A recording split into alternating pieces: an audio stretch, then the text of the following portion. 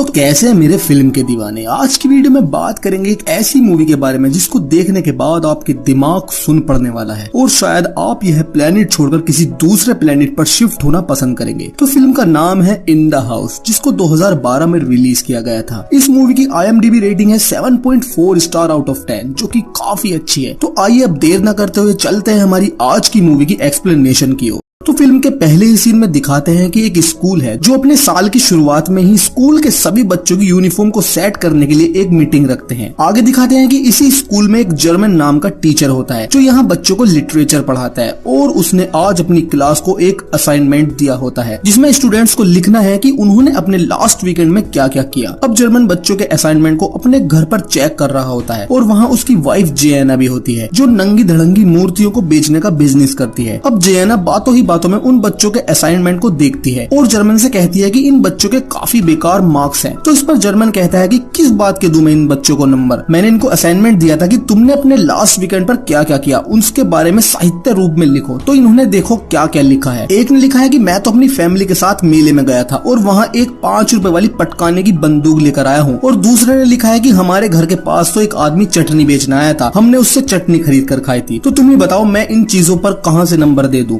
जो कि लिटरेचर के जरा भी करीब नहीं है। और तभी जर्मन की नजर एक बच्चे के असाइनमेंट पर पड़ती है जिसका नाम होता है क्लोड। वह लिखता है कि मैं मैथ की स्टडी करने के लिए अपने फ्रेंड रैम्फा के घर गया था और मैं उसके घर में काफी दिन से जाना चाहता था। कई बार मैं उसके घर को बाहर से देखा करता था और एक दिन मैंने उस घर में रैम्फा की माँ को देखा जिसे देखकर मेरे शरीर में चुलबुली सी मचने लगी और मैंने प्लान बनाया कि मैं स्टडी के बहाने रैम्फा की माँ के दर्शन के लिए उसके घर में जाऊंगा क्योंकि रैम्फा मैथ में काफी कमजोर है। और मैं इसका ही फायदा उठाकर रैम्फा के घर पहुंच गया और मैंने घर के अंदर जाकर देखा कि रैम्फा का रूम तो वैसा ही है जैसा और बोरिंग बच्चों का होता है, लेकिन मुझे रैम्फा या उसके रूम में कोई इंटरेस्ट नहीं था। मेरी उतावली नजरें तो रैम्फा की माँ को घर के अंदर ऐसे ढूंढ रही थी जैसे प्यासा पानी को ढूंढता हो, भूखा खाने को और सलमान खान हिरन को। आगे मैंने रैम्फा को एक हार्ड सा सवाल दे दिया जिसमें वो उलझा रहे और कोको कोला पीने के बहाने मैं घर को एक्सप्लोर करने लगा। मैंने वहाँ जाकर कोको कोला नहीं पी क्योंकि मुझे क्रिस्टियानो रोनाल्डो का डर था। अचानक से मुझे एक ऐसी महक आई जो मुझे उसी दिशा में खींचने लगी और वह महक किसी लेडीज परफ्यूम की थी। मैंने इस महक को फॉलो किया और एक रूम में जाकर देखा कि वहाँ रैम्फा की माँ थी और मैं उन्हें तब तक देखता रहा जब तक उन्होंने अपनी नजरें नहीं उठाई, जो कि बिल्कुल सोफे के कलर की थी। अब मैंने उनसे बात करने के लिए उनसे पूछा कि बाथरूम कहाँ है, तो उन्होंने मुझे बाथरूम का रास्ता दिखाया और कहा तुम इसे अपना घर ही समझो, और वापस सोफे पर आकर बैठ गई। अब मैं वापस रैम्फा के रूम में गया और मैंने उसको वो क्वेश्चन सोल्व कराया जो मुझे मालूम था कि रैम्फा से सोल्व नहीं होगा, और उससे कहा कि तुम तो मैथ में काफी कमजोर हो, तुम्हें तो रोज ट्यूशन देना होगा। मैंने ऐसा इसलिए कहा क्योंकि मुझे अब इस घर में रोज आना था और पेज के लास्ट में लिखा यह कहानी जारी रहेगी। अब यह सब पढ़कर जर्मन चौंक जाता है और अपनी वाइफ से कहता है कि क्या बात है, इस उम्र में इस बच्चे ने कितने खूबसूरत शब्दों का इस्तेमाल किया है। लेकिन यहाँ जर्मन इस बच्चे क्लोड के खूबसूरत शब्दों और उसकी साहित्य भाषा तो देखता है लेकिन उसके इरादे को नहीं देखता, जो हम व्यूअर्स जानते हैं कि वह रैम्फा की माँ को पेलना चाहता है। और हम व्यूअर्स के लिए यहाँ एक सवाल बनता है कि अगर क्लोड रैम्फा की माँ को पेलना चाहता है तो वह यह बात अपने टीचर्स जर्मन को लिखकर क्यों देता है। वह चुपचाप भी यह काम कर सकता है, तो यह हमें आगे पता चलेगा वो ऐसा क्यों करता है। अगली सुबह दिखाते हैं कि सभी बच्चे जर्मन की क्लास में आ चुके हैं और जर्मन क्लास खत्म हो जाने के बाद उस बच्चे क्लोड को रोक लेता है और उससे कहता है कि तुमने यह सब लिखा तो काफी अच्छा है, लेकिन अगर यह सब रैम्फा पढ़ ले कि तुम उसकी माँ को किस तरीके से देखते हो, तो यदि यह सब स्कूल के डायरेक्टर पढ़ ले तो क्या होगा। तो इस पर क्लोड कहता है कि यह मैंने डायरेक्टर के लिए नहीं आपके लिए लिखा है, और जर्मन को एक और असाइनमेंट देकर चला जाता है। जर्मन अपनी वाइफ को यह बात बताता है कि क्लोड ने फिर से एक और असाइनमेंट दिया है, तो उसकी वाइफ कहती है कि चलो पढ़ते हैं कि इस बार क्या लिखा है। तो क्लोड लिखता है कि जब मैं इस बार रैम्फा के घर गया तो उसकी मदर जिस पोजीशन में थी मैं नहीं चाहता था कि वह अपनी इस पोजीशन से हिले, लेकिन तभी रैम्फा बोल पड़ा और बना हुआ माहौल बिगाड़ दिया। रैम्फा अपनी माँ से कहता है कि उसने मैथ में इस बार काफी सुधार किया है और यह सब क्लोड की वजह से हुआ है। और तभी क्लोड की नजर घर में लगी एक तस्वीर पर पड़ती है जिसमें खुद रैम्फा और उसके फादर और मदर होते हैं, और क्लोड इस तस्वीर में रैम्फा के फादर को देखकर सोचता है कि यही मोटा मेरे रास्ते का कांटा है। अब रैम्फा की मदर वहाँ से जा रही होती है तो क्लोड उसकी लचकती चाल को बड़े ही गौर से निहार रहा होता है और मन ही मन कहता है कि शादीशुदा मिडिल क्लास फैमिली वाली औरतों की तो बात ही कुछ और होती है। और लास्ट में लिखता है कि कहानी अभी जारी है। अब यह सब पढ़कर जर्मन की वाइफ जेना कहती है कि यह तो सही नहीं है कि यह बच्चा क्या क्या सोचता है, और अपने हस्बैंड जर्मन से कहती है कि यह सब तुम्हें गलत नहीं लगता कि 16 साल की उम्र में यह बच्चा कितनी गंदी बातें करता है। तो इस पर जर्मन कहता है कि उसकी बातों से भी गंदी तो तुम्हारी मूर्तियां हैं। तो जेना कहती है कि यह मेरी आर्ट है, इसको गलत मत कहो। तो जर्मन कहता है तो ऐसे ही उस बच्चे क्लोड की वह आर्ट है। तो जेना कहती है कि तुम्हें इस बच्चे के बारे में स्कूल के डायरेक्टर से बात करनी चाहिए क्योंकि यह बच्चा दिमागी रूप से हिला हुआ है और इसे डॉक्टर की जरूरत है। तो इस पर जर्मन कहता है कि ऐसा नहीं है जैसा कि आप और हम व्यूअर्स हैं। अब अगले दिन जर्मन क्लोड के बारे में जानने के लिए स्कूल के रिकॉर्ड को चेक करता है जिसमें होता है कि वह 2 साल पहले यहाँ रहने के लिए आए थे और वह काफी बार अपना घर बदल चुके हैं। तो यहाँ जर्मन को लगता है कि शायद बेचारा यह बच्चा परेशान है और उसे एक गाइडेंस की जरूरत है। लेकिन हम व्यूअर्स यहाँ समझ जाते हैं कि क्लोड की फैमिली बार बार घर क्यों बदल देती है, क्योंकि क्लोड की खतरनाक हरकतों के कारण, उसकी मिडिल क्लास वुमेन की तरफ अट्रैक्ट होने के कारण। तो जर्मन यहाँ सोचता है कि वह उसकी राइटिंग स्किल्स को सुधारेगा और वह उसको एक बड़ा लेखक बनाएगा। लेकिन क्लोड को लेखक नहीं बल्कि रैम्फा की माँ का सेवक बनना था। अब जर्मन क्लोड को कुछ बुक्स देता है और क्लोड जर्मन को फिर से एक असाइनमेंट देता है जिसमें लिखा होता है कि मैं फिर से रैम्फा के घर गया और इस बार रैम्फा के फादर भी घर पर ही थे। जब अचानक से वहाँ रैम्फा की मदर आई और वह मेरे बराबर में आकर सोफे पर बैठ गई और इससे मुझे जिस खुशी का एहसास हुआ वो मैं ही समझ सकता हूँ। लेकिन अचानक से रैम्फा के फादर को एक फोन आता है और वह उठकर वहाँ से चले जाते हैं। तो यहाँ मैंने तुरंत सोच लिया कि ये इस तरीके का फोन आना और रैम्फा के फादर का यहाँ से उठकर जाना ही मुझे रैम्फा की मदर के करीब ला सकता है। और मैं तो इमेजिन भी कर चुका हूँ कि रैम्फा के फादर की लड़ाई फोन को लेकर रैम्फा की मदर से होगी और रैम्फा की मदर मेरे सिकंजे में होगी। और लास्ट में लिखता है कि कहानी अभी जारी है। अब जर्मन इस वाले असाइनमेंट को पढ़ता है और कहता है कि तुम्हारा लिखने का तरीका तो बहुत अच्छा है लेकिन तुम इतना अजीब क्यों लिखते हो। तो क्लोड जर्मन से पूछता है कि तुम मेरी इतनी हेल्प क्यों कर रहे हो। तो जर्मन कहता है मुझे तुम्हारे लिखने का तरीका बहुत पसंद है और मैं तुम्हें एक अच्छा लेखक बनाना चाहता हूँ। अब जर्मन क्लोड का यह असाइनमेंट फिर से अपनी वाइफ जेना को पढ़वाता है और इस पर जेना कहती है कि मैं तुम्हारी यह बात मानती हूँ, यह बच्चा क्लोड राइटिंग स्किल्स में गॉड गिफ्टेड है लेकिन यह हवस में भी गॉड गिफ्टेड नजर आता है और मुझे नहीं लगता कि तुम इसे लिटरेचर पढ़ा रहे हो बल्कि वह तुम्हें लिटरेचर पढ़ा रहा है और साथ में मुझे भी। अब क्लोड जर्मन को फिर से एक असाइनमेंट देता है जिसमें लिखा होता है कि मैंने फिर से रैम्फा को एक मैथ के क्वेश्चन में उलझा दिया और चुपचाप दबे पांव से रैम्फा की मदर के रूम के बाहर से सुना कि दोनों हस्बैंड वाइफ आपस में किसी बात को लेकर बहस कर रहे हैं। और यहाँ मुझे बहुत पॉजिटिव वाइब्स आ रही हैं कि चलो किसी चीज की तो शुरुआत हुई। अब यह बहस कर रहे हैं, आगे यह बहस झगड़े में बदल जाएगी और यह झगड़ा अफेयर में बदल जाएगा और रैम्फा की मदर मेरे चंगुल में आ जाएगी। लेकिन अचानक से रैम्फा की मदर रूम से बाहर आती है तो क्लोड तुरंत पास लगी पेंटिंग को देखने लगता है